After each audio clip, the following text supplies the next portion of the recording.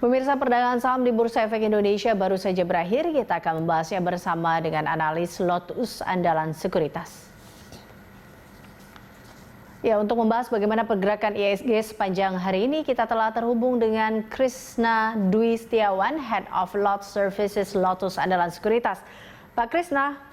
Ya, selamat sore, Elisa. Selamat sore, Pak Krisna. Pak Krisna, ini kalau kita lihat IHSG tadi ditutup menghijau, bisa dikatakan rebound, sempat berada di zona merah, lalu kemudian bangkit ke zona hijau.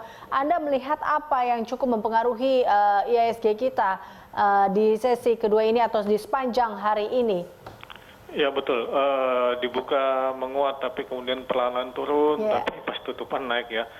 Saya lihatnya ini kan investor kekurangan atau pelaku pasar kekurangan berita segar ini ya yang bisa kira-kira mendorong apakah itu naik atau turun. Jadi cenderungnya hari ini cenderung lebih banyak pelaku yang wait and see. Ini tercermin dari nilai transaksi bursa yang hari ini sangat minim sekali ya. Indonesia cuma 6 triliun. Bahkan sampai dengan masuk sesi 2 tadi masih sekitaran 2,5 sampai 3 triliunan ya. Dan juga bisa dilihat dari banyaknya saham-saham terutama dari second liner yang mengalami penurunan. Ada 241 saham turun, sementara yang naik 161.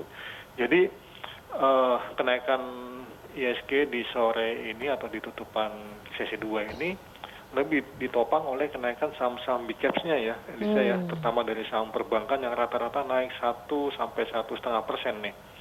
Ya. Jadi kelihatannya situasinya seperti itu, Elisa. Oke, ini kita lihat juga tadi ya, kalau Anda katakan terkait dengan saham-saham perbankan, kita lihat Bank Mandiri, BNI, ini juga cukup menjadi daya tarik atau banyak dijual bersih oleh asing terkait dengan saham-saham ini.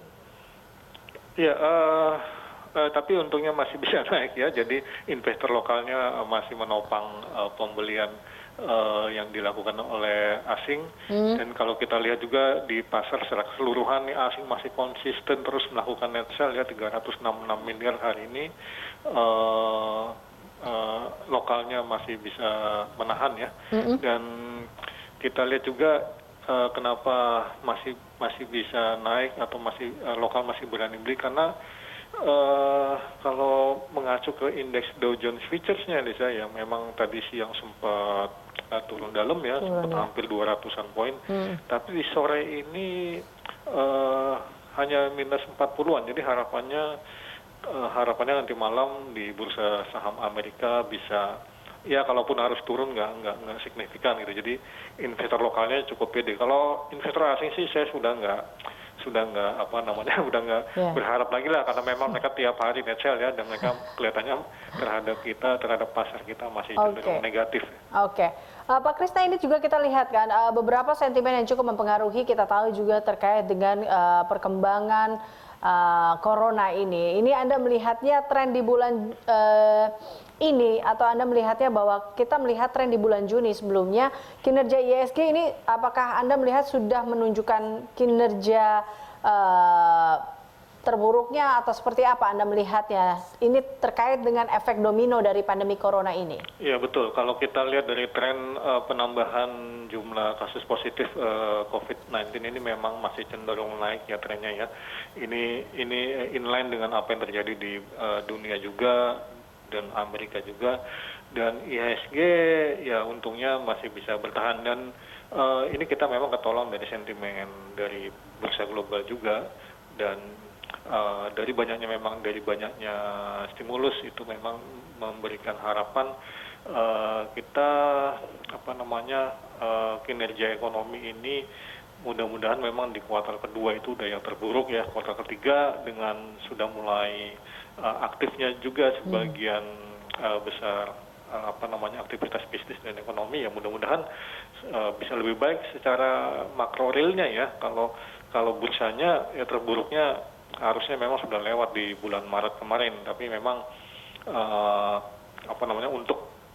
untuk bisa lebih optimistis lagi kita butuh indikasi bahwa memang angka ini kira-kira meskipun masih bisa bertambah, maksudnya tren positifnya masih terus terjadi. At least kita ingin lihat bahwa ya ada perbaikan dari sisi upaya-upaya atau penemuan-penemuan terutama vaksinnya itu yang kita harap bisa kita mulai gunakan tuh di awal tahun, yang mana itu sudah tidak lama lagi, 6 bulan ya dengan berjalannya ekonomi juga, dan setelah nanti vaksin ketemu ya mudah-mudahan memang yang terburuknya sudah lewat. Elisa. Pak Krisna, tapi kalau kita lihat dari peluang IHSG di bulan Juli ini sendiri itu seperti apa sih? Anda juga melihat mungkin sektor apa yang kira-kira akan memberi peluang dan juga optimisme untuk penguatan IHSG kita di bulan ini? Ya Elisa, itu berarti kita harus melihat dari apa yang disampaikan oleh emiten ya. Dan baru saja akhir Juni ini kemarin ya, tanggal 30 Juni itu memang sudah batas waktu seluruh emiten menyampaikan laporan keuangannya, dan kita lihat sudah kelihatan sekali ya dari sektor-sektor tertentu itu memang sangat tertekan, seperti misalnya dari sektor properti ya, banyak emiten properti yang sebelumnya tidak pernah membukukan kerugian akhirnya harus mencatat kerugian, misalnya seperti APLN, BES ya, SSI, Lipo Karawaci, Kijal, semacam itu, dan yang lain-lain ya cuma tipis aja ya. Dan retail juga nasibnya sama. Perbankan dan konsumer masih bisa bertahan. Nah, ini yang akan jadi harapan kita ke depan, Elisa. Jadi mudah-mudahan konsumer dan bank ini kan tempatnya saham-saham big caps ya. Jadi mudah-mudahan bisa menahan potensi penurunan harga sahamnya. Pak Krisna, terakhir, jadi Anda melihat IHSG kita untuk besok paling tidak, ini pergerakannya akan seperti apa, dan tentunya rekomendasi saham dari Anda yang patut untuk dicermati besok? Ya, semoga bisa positif ya untuk besok. Kalau kita lihat tadi tutupannya 4914, maka besok akan ada di kisaran 4900 sampai 4950. Saham-saham yang menyampaikan laporan keuangan sangat apik ya di kuartal 1 seperti Indah Kiat, Kiwi Kimia, Bull, Aali,